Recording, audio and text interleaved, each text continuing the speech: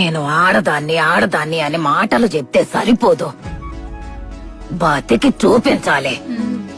ఒక ఆడది ఎట్టా బతికి బట్ట కట్టాలో నేర్చుకోవాల్సిన రహస్యం.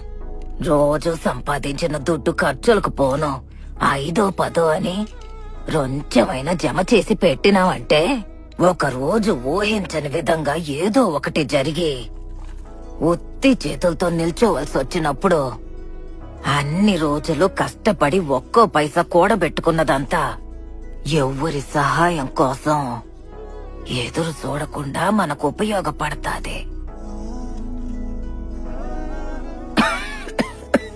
ఒక మనిషి సంతోషంగా ఉండడానికి దుడ్డు కావాలో లేదో నాకు తెలీదు, కానీ మర్యాదగా ఉండడానికి దుడ్డు కావాల్సిందే.